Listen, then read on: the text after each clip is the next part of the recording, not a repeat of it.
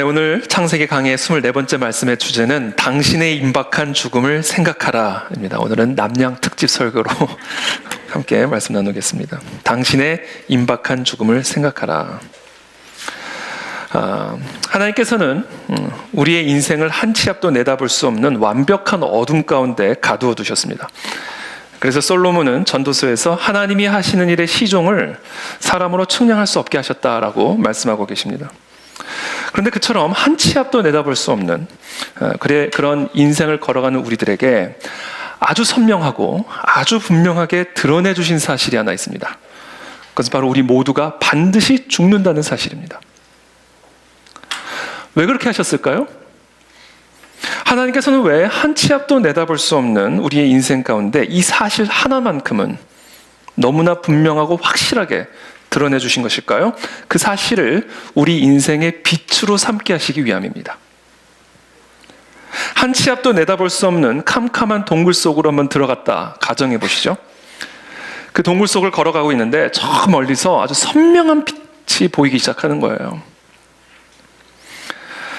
그 동굴을 무사히 통과할 수 있는 그 유일한 길은 바로 그 빛을 의지하여 그 빛이 비추는 대로 따라가는 것뿐입니다. 그것이 유일하게 그 캄캄한 한 치 앞도 볼 수 없는 동굴을 통과할 수 있는 유일한 길입니다. 그와 같은 이치입니다. 모든 것이 불확실한 인생 속에서 바로 그 한 가지 사실만을 확실하게 드러내신 이유는 그 사실을 우리 인생의 빛으로 삼게 하시기 위함입니다.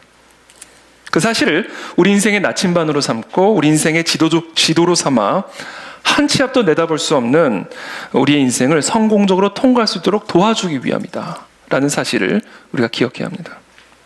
죽음에 대한 새로운 패러다임이죠.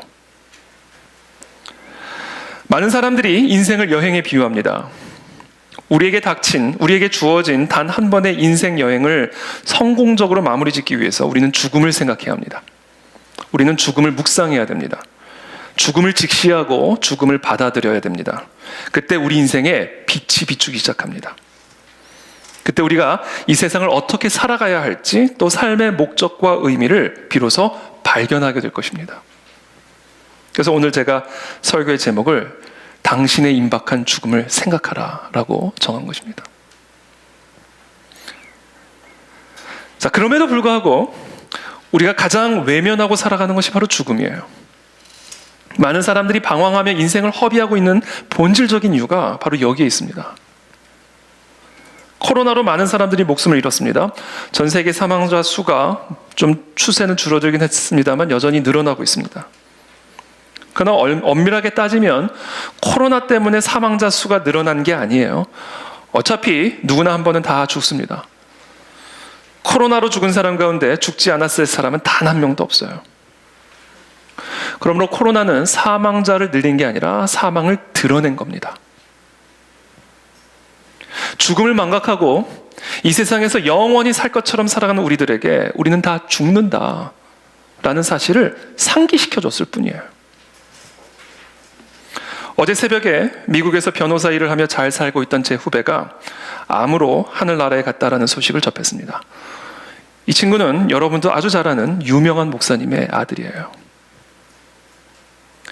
얼마 전에는 저희 부부와 아주 가깝게 지내던 집사님께서 오랜 투병 생활 끝에 암으로 돌아가셨습니다. 주어진 시간이 얼마 남지 않았다라는 이 남편 집사님의 연락을 받고 저와 제 아내가 마지막 인사를 드리기 위해 대구로 찾아갔습니다. 식탁에 앉아서 과일을 먹으면서 집사님 부부와 함께 이야기를 나누는데 그 시간이 그 집사님과의 이 땅에서의 마지막 시간이라는 것이 도무지 믿겨지지가 않았어요. 자신이 곧 죽게 될 것이라는 사실을 알고 살아가는 자와 그렇지 않은 자의 삶은 본질적으로 다를 수밖에 없습니다. 내가 곧 죽게 될 것이라는 사실을 알고 있는 사람의 하루와 그렇지 않은 사람의 하루는 본질적으로 다를 수밖에 없습니다. 그래서 죽음은 사람을 변화시킵니다. 그래서 죽음은 인생을 변화시킵니다. 삶의 목적, 삶의 이유, 삶의 의미를 바꾸는 힘이 죽음에 있습니다. 그것이 우리가 날마다 죽음을 생각하고 날마다 죽음을 바라보며 죽음을 우리의 인생의 빛이요 지도와 나침반으로 삼아야 할 이유입니다. 그래서 사도 바울은 내가 날마다 죽는다라고 고백했던 것 같아요. 바로 그와 같은 일이 아브라함에게도 일어난 것입니다. 오늘 본문의 첫 구절이죠. 사라가 127세를 살았으니 이것이 곧 사라가 누린 횟수라. 사랑하는 아내가 자기 눈앞에 시신으로 누워있는 거예요. 도무지 믿기지 않았을 겁니다.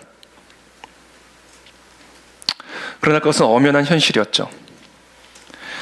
이 세상에서 사람이 누릴 수 있는 횟수는 정해져 있습니다. 그 횟수가 차면 내 아내도 죽어요. 내 남편도 죽습니다. 내 아들도 죽고 내 딸도 죽고 나도 죽어요. 그래서 이 세상에 죽음보다 더 분명한 것은 없어요. 그럼에도 불구하고 오늘날 현대인들이 이 사실을 망각하고 있는 이유가 몇 가지가 있습니다. 첫 번째, 현대의술의 축복 때문이에요. 오늘날의 이 현대의술은 상상을 초월하죠. 그래서 아프면 죽음을 생각하는 게 아니라 병원을 생각해요. 19세기만 해도 죽음은 주변에서 너무나 흔하게 일어나는 일이었어요. 여자들은 출산 중에 죽었고요. 애기들은 독감만 걸려도 죽었습니다. 당시에는 기대 수명이 40세 안팎이었어요. 그래서 어려서 부모를 여인 사람이 한둘이 아니었어요. 게다가 모든 사람들이 집에서 임종을 맞이했기 때문에 누구나 자라면서 시체를 봤고요. 자신의 가족과 친척의 임종을 눈앞에서 다 목격했습니다. 그래서 옛날 사람들에게 이 죽음은 아주 일상적이고 아주 친숙한 일이었습니다. 그러나 오늘날에는 최첨단 의학의 도움으로 다양한 질병들을 정복했습니다.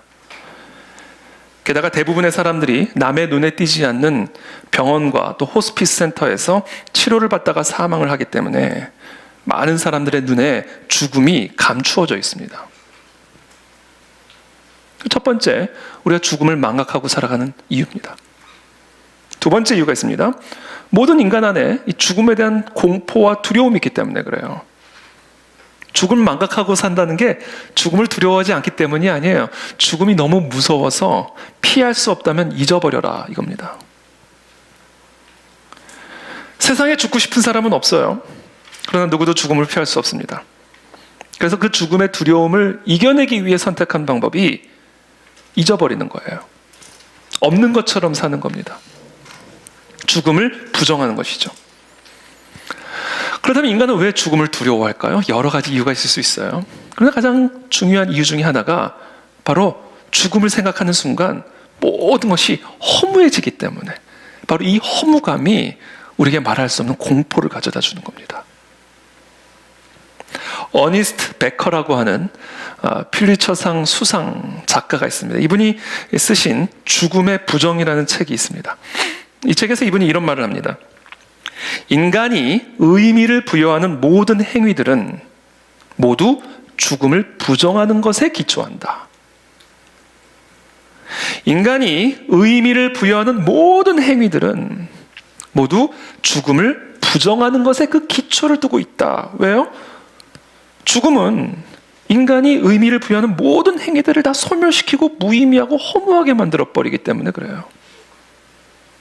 그래서 우리가 어떤 행위에 의미를 부여한다는 것은 죽음을 부정하는 것에 기초를 두고 있다는 거예요.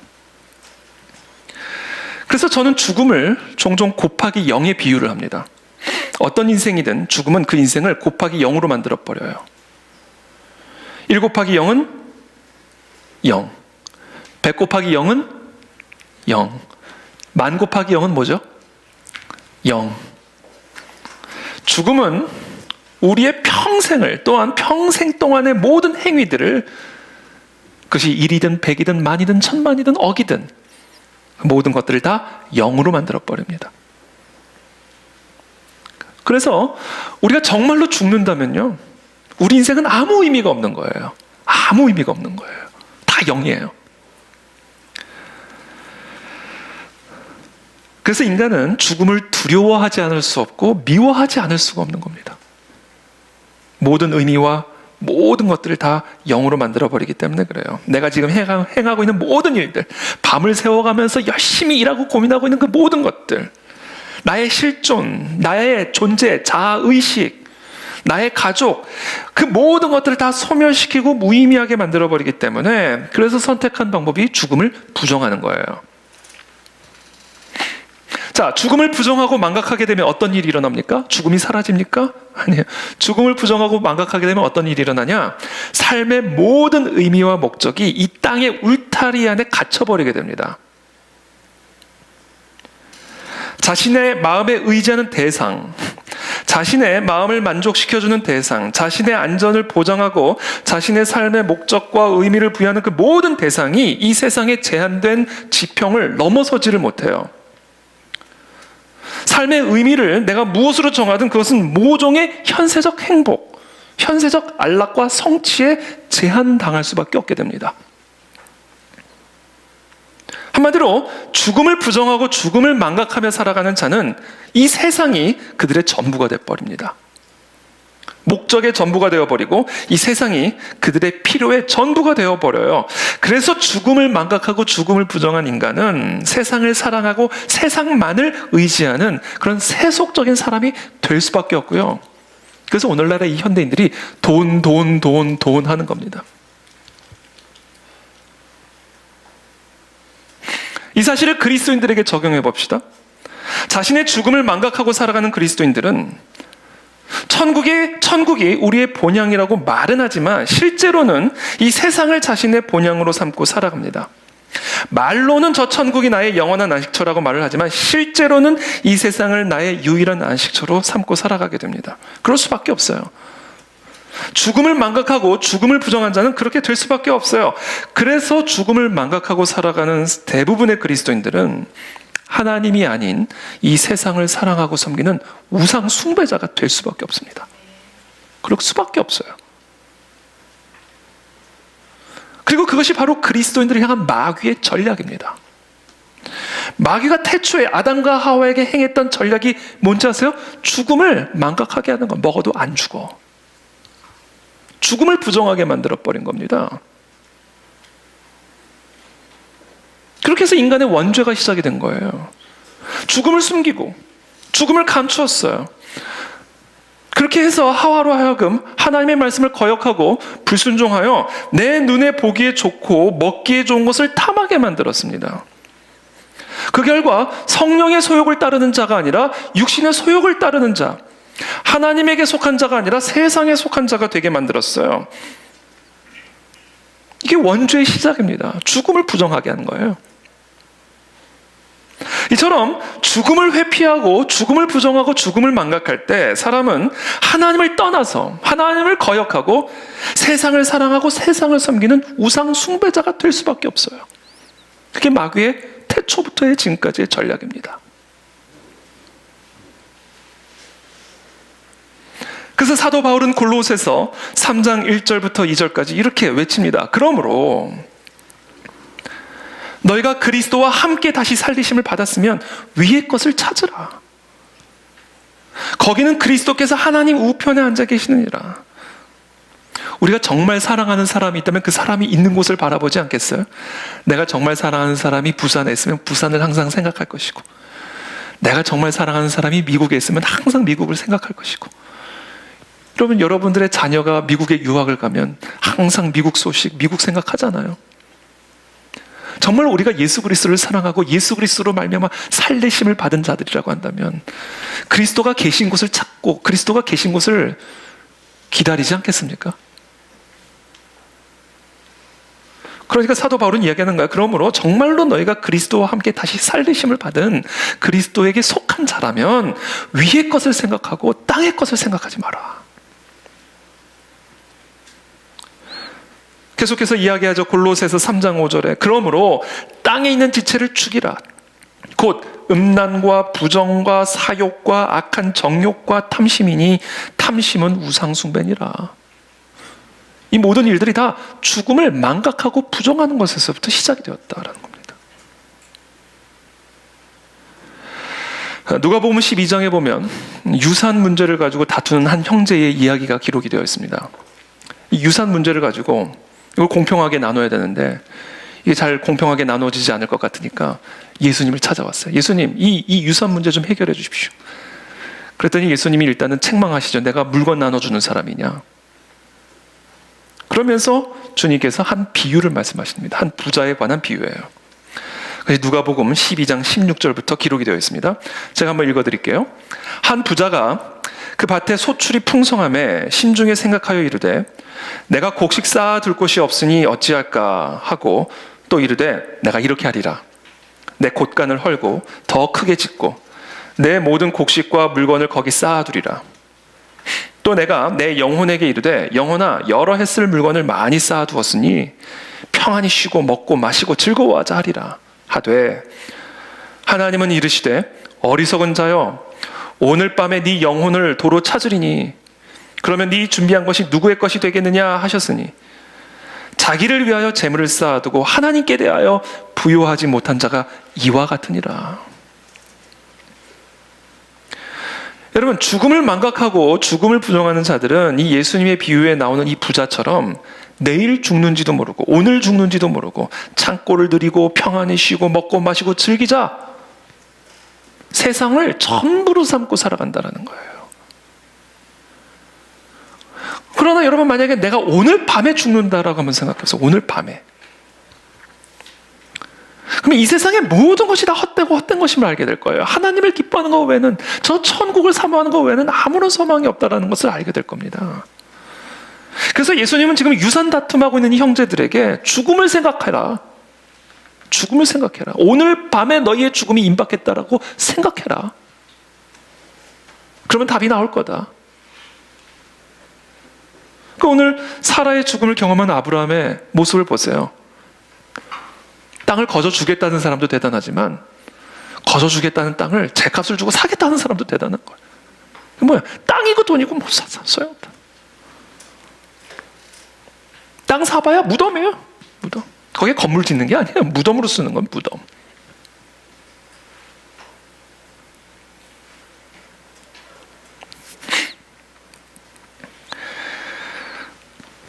자, 23장 2절입니다. 이어서 사라가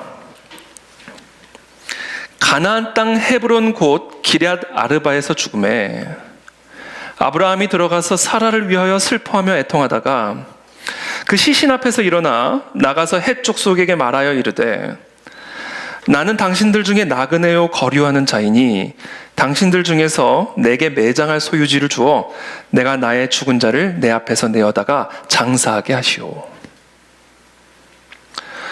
여러분, 우리가 사랑하는 자의 죽음은 우리에게 죽음을 가르쳐 줍니다. 남이 죽으면 참 슬프지만 그런가 보다. 그러나 그것이 친구든 가족이든 부모든 누구든 내가 정말 사랑하고 아끼는 사람이 죽게 되면 그것은 우리에게 강력한 가르침을 주게 되어 있어요. 그리고 더 나아가 우리의 삶의 무게중심이 이 세상에서 저 세상으로 넘어가는 것을 경험하게 됩니다. 나도 따라갈게. 천국에서 보자. 삶의 무게중심이 이 세상에서 저 세상으로 넘어가게 되어 있습니다. 그래서 나는 이 세상에서 나그네요 거류자가 되는 것이고 나의 본향은 저 천국이 되는 거예요.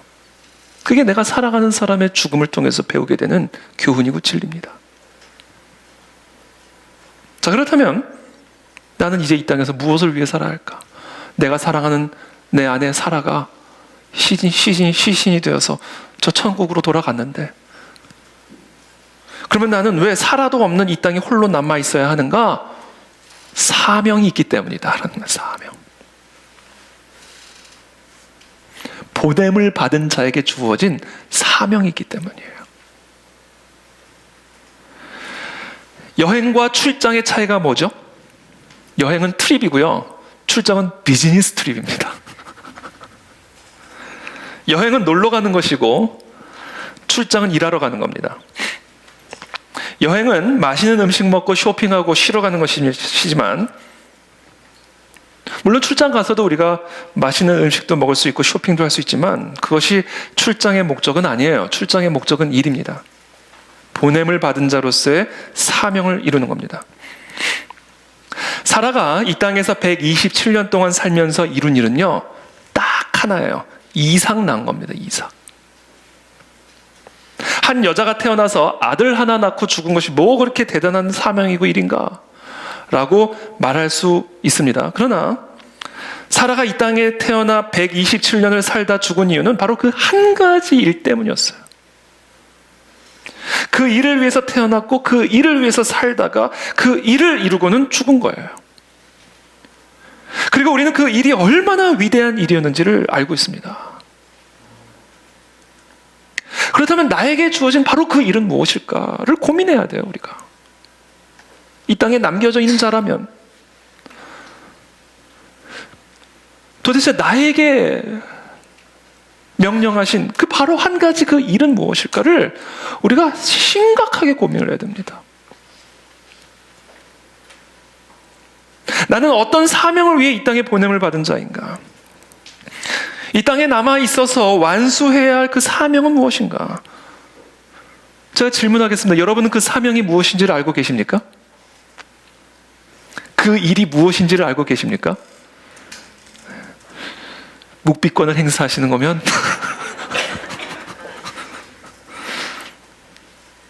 아니면 그 일이 정말로 뭔지 모르고 또 관심도 없고 그냥 밥 먹고 돈 벌고 옷 사입고 때 따라 차 바꿔가면서 살아가고 있습니까?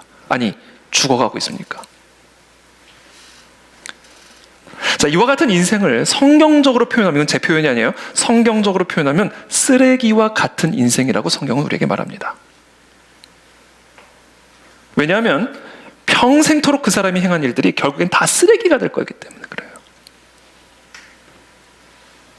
100년 동안 밥을 먹었다 치죠. 그 밥이 지금 다 어디로 가 있습니까?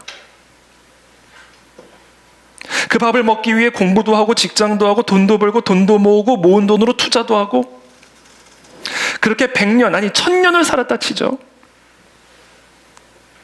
그렇게 벌고 모은 돈으로 먹은 음식들, 사 입은 옷들, 타고 다닌 차들, 가꾸고 꾸몄던 집들, 그거 다 지금 어디로 가 있어요?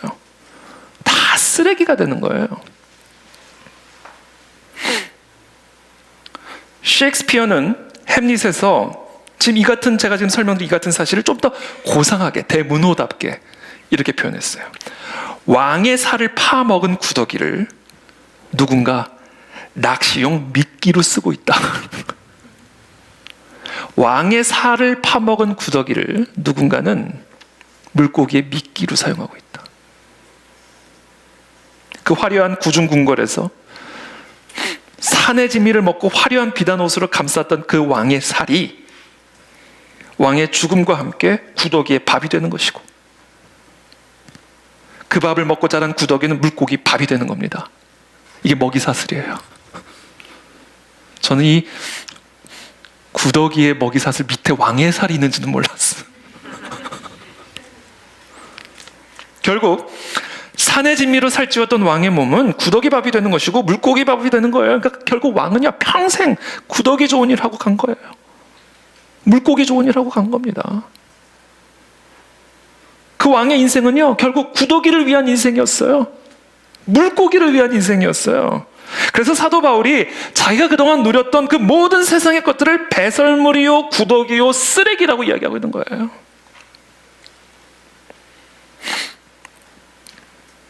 그러므로 우리가 이 세상에 사는 동안 이 세상에 보냄을 받은 바로 그 한 가지 목적과 사명을 위해서 살지 않는다면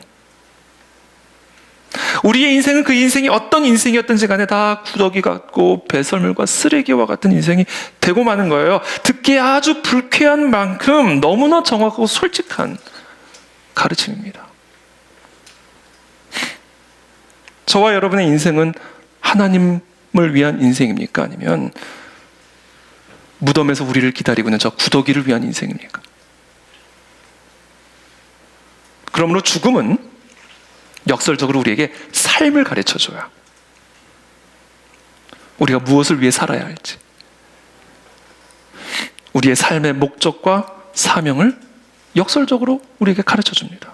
그래서 죽음이 우리의 인생의 지도고 나침반이고 빛이라는 거예요.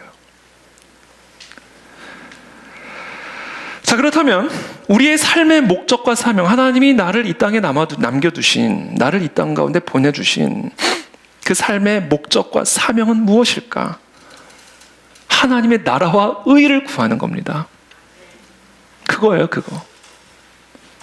그게 여러 가지 일 중에 하나가 아니에요. 그 일 때문에 우리가 지금 사는 겁니다.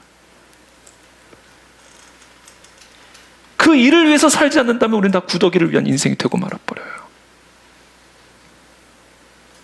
그래서 고린도전서 10장 31절입니다. 그런즉 너희가 먹든지 마시든지 무슨 일을 하든지 그것을 다 하나님의 영광을 위해서 해라. 이게 우리의 삶의 유일한 목적이 되게 하라. 이게 우리의 삶의 유일한 이유가 되게 하라. 마태복음 6장 33절에 너희는 먼저 그의 나라와 의를 구하라.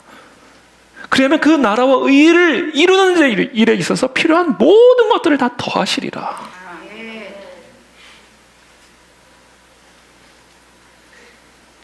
이것이 바로 우리가 이 땅에 보냄을 받은 단 하나의 목적이요 사명이요 우리가 살아야 할 삶의 모습이다. 자, 그렇다면 하나님의 나라와 의란 무엇일까? 우리가 하나님의 나라와 의를 위해서 산다는 것은 결국은 무엇을 위해서 사는 삶인가? 예수님이 그 삶을 보여주셨고 그 삶을 우리에게 가르쳐 주시고 떠나셨어요. 마태복음 28장 18절에서 20절. 하늘과 땅의 모든 권세를 내게 주셨으니 그러므로 너희는 가서 모든 민족을 제자로 삼아 아버지와 아들과 성령의 이름으로 세례를 베풀고 내가 너희에게 분부한 모든 것을 가르쳐 지키게 하라. 볼지어다 내가 세상 끝날까지 너희와 항상 함께 있으리라. 이것이 예수님께서 이 땅에 제자들을 남겨두고 떠나시면서 하신 지상명령이에요. 이것이 바로 우리가 이 땅에 남겨진 목적이요 이 땅에 보냄을 받은 유일한 목적입니다. 모든 나라와 민족을 그리스도의 제자로 다시 태어나게 하는 것이 우리가 해산의 수고를 통해 나아야 할 이삭입니다. 그러므로 우리는 먹든지 마시든지 무슨 일을 하든지 우리는 이삭을 낳는 삶을 살아야 돼요. 모든 나라와 민족을 그리스도의 제자로 삼아 아버지와 아들과 성령의 이름으로 세례를 베풀고 우리에게 분부한 모든 것을 가르쳐 지켜 행하게 하는 그 일을 위해서 우리는 살아야 됩니다. 그게 우리의 삶의 유일한 이유고 목적이에요. 무슨 일을 하든 그 일을 위해서 갈대 우르를 떠나라면 떠나는 겁니다.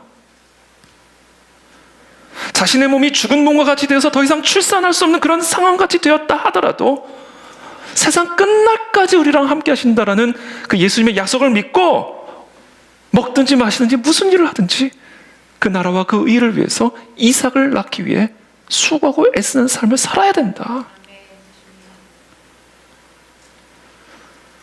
저와 여러분들의 삶은 지금 어떻습니까? 그 일을 정말 위해서 살고 계십니까? 그것이 정말 여러분들이 사업하는 이유입니까? 이유 중에 하나가 아니라 단 하나의 유일한 이유입니까? 그것이 정말 여러분들이 무대 위에서 노래하는 유일한 이유입니까? 그것이 정말 여러분들이 공부하는 유일한 이유입니까? 그것이 정말 내가 결혼을 하고 애를 낳은 유일한 이유입니까? 그것이 정말 내가 사는 유일한 이유인가?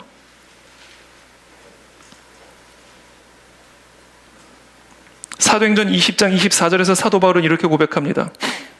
나의 달려갈 길과 주 예수께 받은 사명 곧 하나님의 은혜의 복음 증거하는 일을 마치려 하면은 나의 생명을 조금도 귀한 것으로 여기지 아니하노라. 모든 게 오직 그 나라와 의를 위한 일에 딱 남김없이 집중되어져 있는 겁니다. 이 사명 외에는 이 세상에 조금도 귀한 게 없다. 이게 땅이든 아니면 400 뭐예요 이게 400 단위가 뭐야 400세겔이든 하나님의 나라와 의를 이루는 그 사명 외에는 이 세상에 조금도 귀한 게 없다. 다 구더기 같다. 다 쓰레기 같다. 심지어 내 생명도 귀한 게 아니다. 왜? 내게 주어진 생명은 나를 위해서 아끼고 보호하라고 주신 게 아니라 하나님의 나라와 의를 위해서 아낌없이 쓰라고 주신 것이기 때문에 조금도 귀하지 않다. 내 생명도. 그러니까 우리에게 주어진 이 사명보다 여러분들이 더 귀하게 여기고 아끼는 게 있다면 여러분 그것이 여러분들에게 필요 없음을 얘기해 주는 겁니다. 생명을 아끼고 있습니까? 그렇다면 여러분들에게는 생명이 필요 없다라는 것을 말하고 있는 거예요. 왜냐하면 우리의 생명은 이 땅에서 그 사명을 위해 살라고 주신 생명이기 때문에 그래요. 아끼라고 준 게 아니라. 그 사명을 이루는 일에 여러분 돈을 아끼고 있습니까? 그러면 그 돈은 여러분들에게 더 이상 필요 없다라는 것을 의미하는 겁니다. 왜냐하면 하나님이 우리에게 그 돈을 맡기신 이유가 하나야, 하나. 그 사명 이루라고.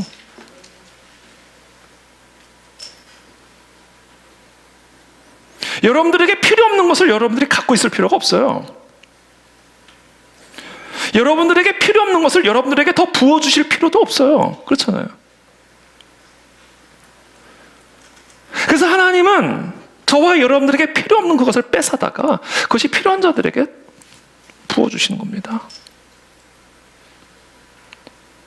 그래서 우리 가운데는요, 있던 것마저 빼앗기는 인생이 있고요, 없던 자들에게 더해지는 인생이 있어요. 그러므로 저와 여러분들의 삶에 지금 빼앗기고 있는 것이 있다면 잘 생각해 보셔야 돼요. 더해지고 있는 것이 있다면 잘 생각해 보셔야 됩니다. 하나님이 아브라함에게 독자 이삭을 번제단 위에 올려놓으라고 명령하셨던 이유도 바로 그거를 시험하기 위함이었던 겁니다. 하나님이 말씀하시죠. 창세기 22장 12절. 네가 네 아들, 네 독자까지도 아끼지 아니하였으니 내가 이제야 네가 하나님을 경외하는 줄을 아노라. 그리고는 말씀하시는 거예요. 내가 너를 민족의 아버지로 삼고 너를 통해 복의 통로로 삼겠다.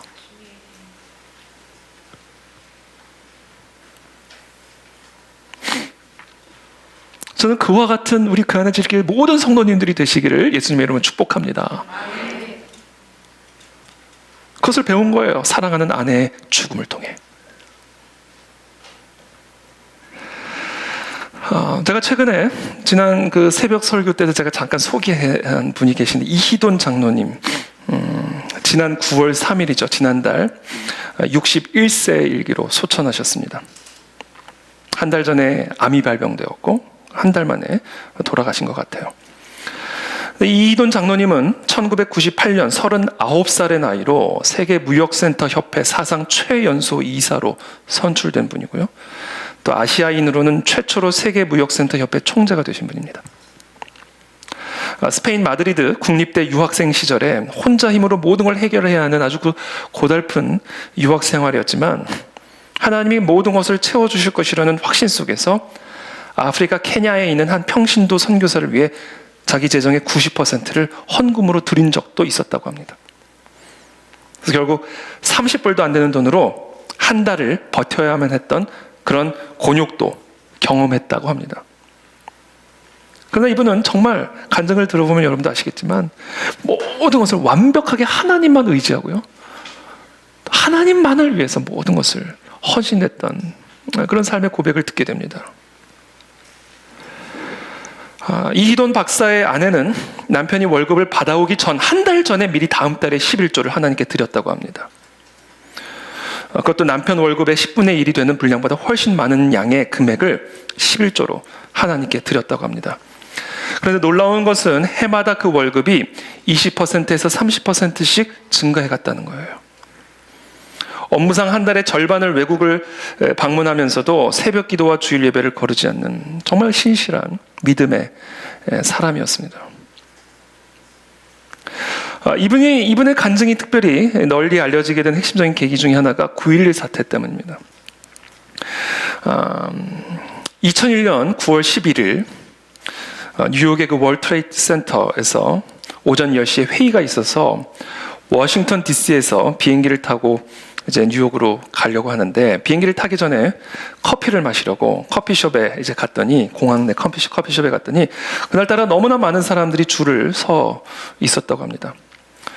그래서 도무지 이 커피를 마시려다가는 비행기를 놓칠 것 같아서 다른 커피숍을 찾아봤더니 마침 손님이 하나도 없는 커피숍을 발견하게 된 거예요. 그래서 잘 됐다 싶어가지고 그 커피숍으로 가가지고 커피를 주문하려고 하는데 마침 종업원이 영어를 잘 못하는 멕시칸이었고 그날 또 첫 출근을 해가지고 아직 커피를 만드는 법을 배우지 못한 거예요. 여러분, 하나님의 은혜가 임하면요, 커피숍에 커피 못 만드는 사람도 들어갑니다. 그래서 결국은 커피를 사 먹지 못하고 딸기 스무디를, 얼음을 간 딸기 스무디를 시켜서 그것을 먹었어요. 근데 마침 그것 때문에 배탈이 난 거예요. 비행기를 타고 가는 내내 그냥 부글부글. 뉴욕 공항에 도착하자마자 화장실로 달려가게 되면서 약속 시간이 30분이 늦어지는 바람에 도무지 회의 시간에 정확하게 도착할 수가 없게 될 것 같아 자기 스태프들에게, 회의실에서 자기를 기다리고 있는 스태프들에게 회의 취소를 통보했습니다. 그래서 모든 스태프들이 다 회의장에서 나갔죠. 그리고 그 무역센터 근처에 도착하는 순간 불길에 휩싸인 건물을 이제 목격하게 되는 거예요. 자기 사무실이 그 첫 번째 비행기가 치고 들어간 그 빌딩의 77층이 자기 사무실이고요. 회의 장소는 그 건물의 84층인데 그 비행기가 정확하게 84층을 치고 들어간 겁니다. 그러면서 이분이 뭐라고 얘기했냐면요. 하나님은 우리의 뜻대로 되어지지 않는 그런 불편한 시간들을 통해서 우리를 더 나은 길로 인도하신다라고 고백을 합니다. 또 이분이 이런 간증을 해요. 자기가 이제 LA 캘리포니아 쪽에서 살 때 교회에서 한 분이 좋은 집을 샀대요. 아주 좋은, 그 동네에서 아주 좋은 집을 샀대요. 그래서 그 집을 이제 초대를 했는데 너무 가기 싫었대. 배가 아파가지고. 자기는 너무나 지금 가난하고 돈도 별로 없고 또 자기 돈은 다 선교원금으로 다 드리는데 누구는 돈을 차곡차곡 모아가지고 멋진 집을 사고 초대를 하니까, 그래서 여러분 너무 좋은 집 사고 사람들 초대하면 사람들이 이런 마음을 품고 있다. 너무 가기 싫었지만 그래도 가지 않으면 교회 안에서 또 시험 들까봐 정말 갔다는 거죠. 가서 이렇게 너무 부럽더라는 거예요. 그러고는 자기도 모르게 그 동네를 한 바퀴 삥 돌았대. 혼자 나와가지고 그 동네를 삥 돌면서 하나님 나도 좋은 집 좀 주세요. 그러면서 그 동네를 쭉 돌다가 마침 자기 눈에 확 띄는, 자기 눈에 보기에는 그 동네에서 제일 좋은 집으로 보이는 집이 하나 딱 띄더래요. 그리고는 그 집을 40일 동안 돌면서 기도를 했대요. 또 오늘 집집마다 도는 분들이 계실 것 같은데 그 집 주변을 40일을 돌기 시작을 했대요. 하나님 저 집을 주십시오. 저 집을 주십시오. 그리고 거의 40일 전에 기도를 하다가 우연히 봤는데 예전엔 집에 불이 이렇게 켜져 있었는데 누가 살고 있으니까 참 기분 나빴을 거예요. 그 집주인은. 자기가 살고 있는데 저 집 달라고 사람들이 돌고 있으니까. 근데 어느 날 새벽 기도를 마치고였는지 하여튼 어두운 날에 그 집을 돌고 있는데 불이 캄캄하게 꺼져 있더래요. 그래서 어디 갔나 보다 그렇게 생각을 했는데 며칠을 계속 도는데도 그 집에 불이 계속 꺼져 있더래요. 그래서 도대체 무슨 일이 있나 해서 그 집 근처로 가가지고 창문 속으로 들여다본 거죠. 기도하는 마음으로.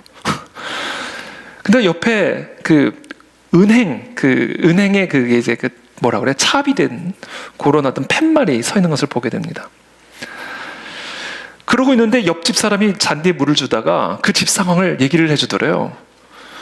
거기 지금 빚 문제로 집 나왔어요. 그런 거예요. 은행에 집 나왔어요. 그리고는 야, 이거 하나님이 사인이다. 그리고 계속해서 기도하면서 40일째 기도를 하고요. 결국 그 집을 사게 된 그게요. 돈을 가지고 산 게 아니에요. 그래서 은행 쪽에 갔대요. 이 집 살려고 그런다 그랬더니 돈 있냐고 그랬더니 우리 아버지가 엄청난 부자다. 그렇게 얘기를 했대요. 그래서 정말 이 사람은 자기 아버지가 부자라고 생각을 하고 일을 진행을 했던 거예요. 근데 돈이 한 푼, 그때 은행 계좌에 이분 말씀으로는 500불이 있었대요. 500불. 자기 은행 계좌 500불. 근데 하여튼 여러분 나중에 기회 되시면 들어보세요. 뭐 다 생략하고 결국 그 집을 사게 돼요. 500불 갖고. 은행 돈으로 다 해가지고 어떻게 사게 됩니다. 그리고 거기서 이제 몇 년을 사는데 몇 배가 뛴 거예요. 그 집값이 3배인가 4배가 뛰었대요. 엄청나게 돈 번 거 아니에요. 그리고 이제 워싱턴 DC로 이제 이사를 가는데 이제 그 집을 팔게 되는 거 아니에요. 그러니까 자기가 산 값에 3-4배가 뛴 거예요. 그래서 그 집을 팔고 이제 가려고 그러는데 아내가 형제님 그러더래. 형제님. 아내가 남편을 형제님이라고 부르면 되게 불길한 사인이죠. 형제님 그러더래요. 당신과 내가 서약한 게 뭡니까? 일하지 않고 공짜로 얻은 돈은 우리 돈 아니다. 그거 우리 서약하지 않았습니까? 그렇게 해서 우리가 선교에 힘쓰지 않았습니까? 당신 이 집 살 때 얼마 가지고 샀습니까? 그랬대요. 그 사모님이. 그랬더니 이 장로님이 500불 있었어. 그러더라고요. 뭐 500불 빼고는 다 드리라. 500불 빼고는. 500불만 빼고는 다 드리라. 그렇게 얘기를 하더라고요. 그때 이 장로님 말씀은 자기 아내가 너무 미웠대요. 근데 참고로 아내를 자기가 제자 훈련시켰다는 거죠. 결혼 전에. 자기가 너무 제자 훈련을 제대로 시켰다. 그래서 후회한다라며 농담적으로 얘기를 하시더라고요.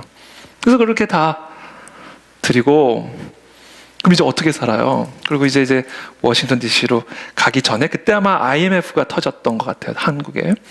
그래가지고 그때 이제 한국에서 어떤 아주 유력한 은행에서 일을 좀 도와달라 그래서 잠깐 한국에 갔다 올 일이 있었는데, 그 한국에 갔다 온 이후에 이제 거기서 일한 사례를 줬는데, 그 받은 액수가 정확하게 그 집값하고 동일했다라는 거죠. 그건 일해서 받은 거 아니에요. 뭐 본인 말로는 뭐 그렇게 큰 일도 아니었는데 그렇게 많은 돈을 줬다고 얘기를 하는데, 그건 모르겠어요. 어쨌든 간에. 그래서 아마 그 돈을 가지고 또 워싱턴에 가서 또 살았던 것 같습니다. 그러면서 이분이 이렇게 얘기를 해요. 하늘의 상금을 쌓는 것이다. 만일 하나님께서 물질의 축복을 주신다면 나눠야 하는 사명이 있는 것이다.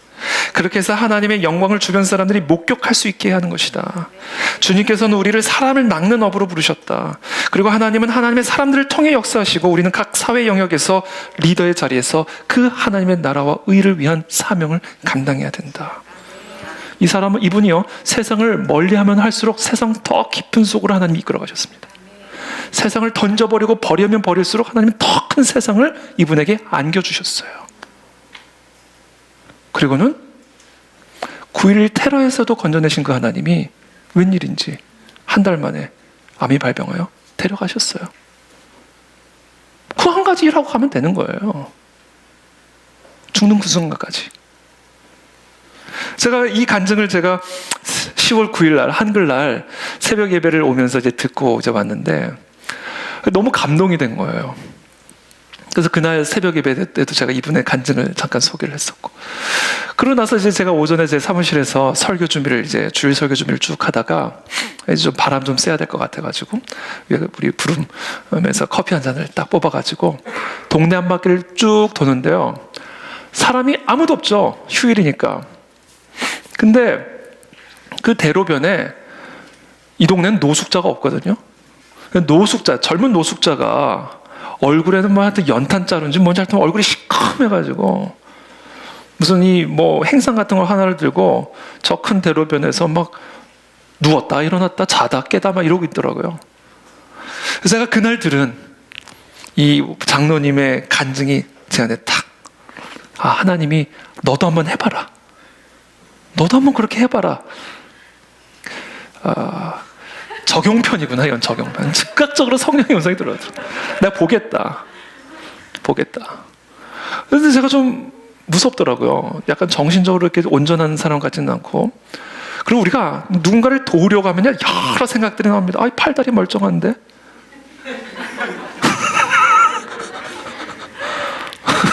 뭐 여러 가지 생각들이 들어요. 팔다리도 멀쩡하고 일하면 되지 뭐. 일도 안 하고. 일하지 않으면 먹지도 말라 그랬어. 뭐 이런 생각. 근데 그때 성령님이 제게 주신 말씀이 그거예요. 그거는 상관하지 말라는 거예요. 그 사람이 팔다리가 멀쩡하든 뭐든 도움이 필요한 사람이 있으면 그냥 도와라. 그 순간 그냥 도우면 된다. 그리고 모든 것은 하나님께 맡기는 거다. 성령께서 그 감동을 제게 확 주셨어요. 그래서 제가 그분이 마침 편의점 앞에서 누워 있길래 이제 편의점에 들어갔어요. 편의점에 들어가서 그냥 바구니에 막 다 담았어요. 물도 담고, 얼굴이 지저분하니까 물티슈도 담고, 계란도 담고, 샌드위치도 담고. 그래봐야 뭐 편의점에서 웬만큼 다 담았는데도 2만 몇천 원밖에 안 나오더라고요. 그래서 제 카드로 계산을 하고, 그걸 가지고 제가 바로 이 편의점 옆에 누워 있길래 제가 이제 기도하는 마음으로, 하나님 이걸 이제 쓰셔 달라고, 나 지금 이제 대로 주고 말로 받습니다. 하나님 이제.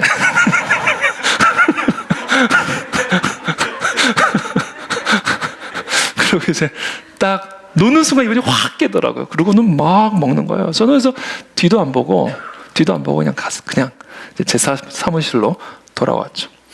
이런 삶을 우리가 일상화시키라는 메시지를 받은 거예요. 일상화. 그게 우리가 사는 이유니까. 그게 우리에게 돈이 주어진 목적이니까. 제가 이제 받게 되면 그때 또 간증을 드릴게요.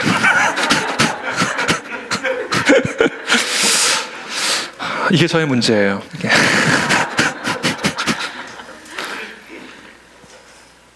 여러분, 우리의 임박한 죽음을 묵상하면서, 임박한 죽음을 생각하면서 살 수 있는 아주 좋은 방법이 있습니다.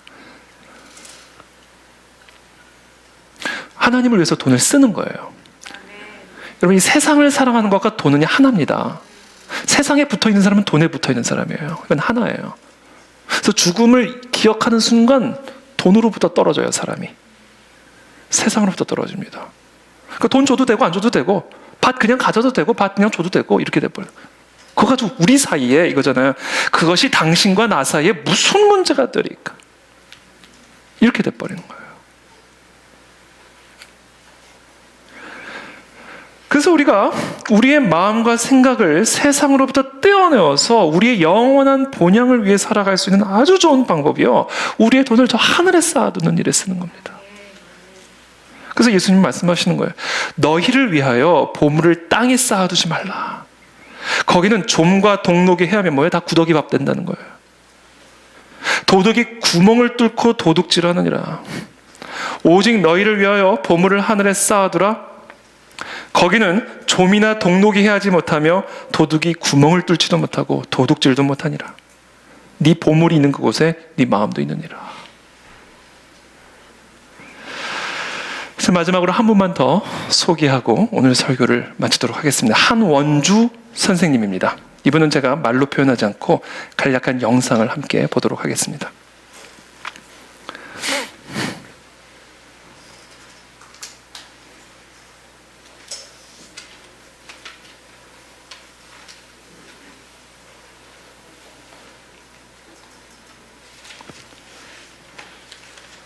음향이 안 나오네요. 사랑하신 성경의 성례. 잘하네. 잘한다.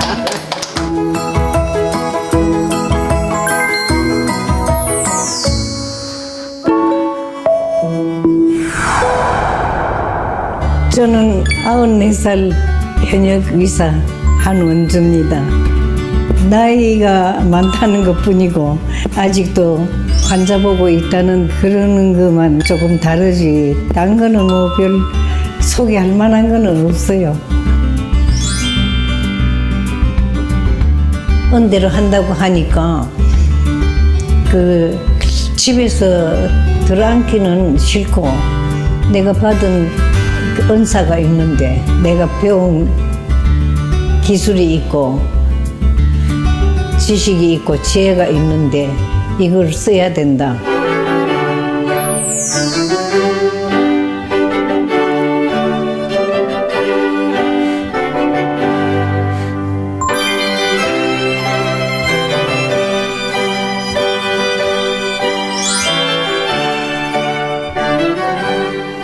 미국에서 의사 노릇하다가 나온 사람들이 많지를 않으니까 환자들이 많이 와가지고는 돈 좀 벌었죠.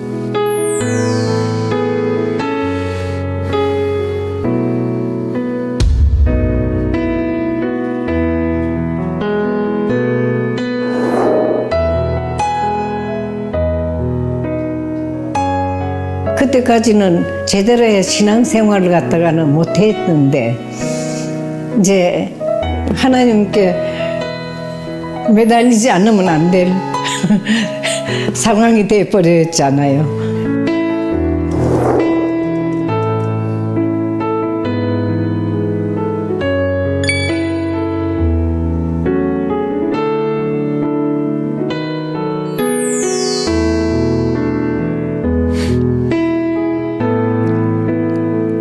기도하니까 우리 아버지가 의사가 돼서 봉사를 많이 했어요. 의료 봉사를 많이 하는 거 우리는 어릴 때 보고 컸으니까 나도 의료 봉사 해야 되겠다 싶어서 개업하던 걸 갖다가는 그 의료 봉사 쪽으로 돌려버렸죠.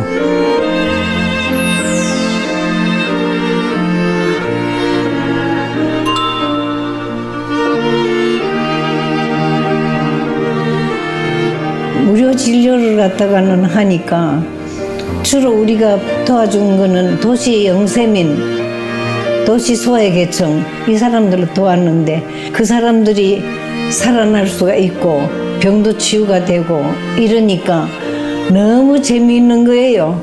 그게 더 보람이 있고 또 하나님이 기뻐하실 것 같았고 하나님이 기뻐하시는 일로 한다는 거가 내 기쁨이 되고 이러니까 돈 버는 거는 이게 문제가 아니에요. 나는 무료 진료하는 것이 그렇게 즐거운 건 줄 그때 알았어요.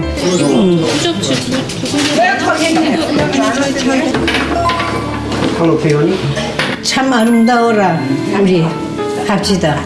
참 아름다워라 주님의 세계는 저 솔로 몸의 옷보다 더 고운 별가와 다이도르핑이라는 게 있어요. 그런 거가 나오면 암이고 뭐고 금세 나사요. 웃는 얼굴 만들면 엔도르핀 나온다고 그랬죠. 웃는 얼굴 만들어요. 그러면 싸움할 때 웃는 얼굴로 만들면 싸움이 안 돼. 싸움이 안 돼. 90이 넘었는데도 아직도 하고 있는 것이 내 일을 갖다가 즐겁게 하고 있거든. 일한다는 거, 또 아픈 사람들 도와준다는 거, 하나님이 나한테 주신 이것도 하나의 은사거든. 이걸 갖다가는 내가 죽을 때까지 써먹는다는 거 하나님이 기뻐하시는 일이라.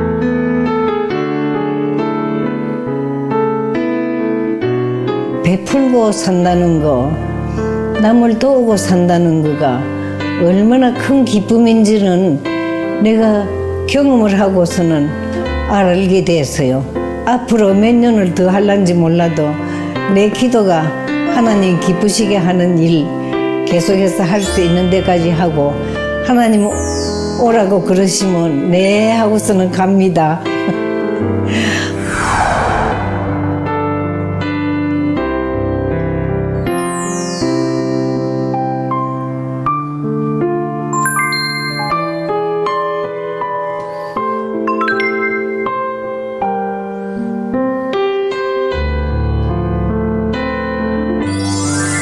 그렇죠?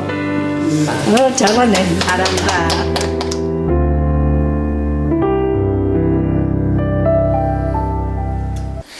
네, 우리 한원주 선생님도 최근에 이제 하나님의 나라로 돌아가셨습니다.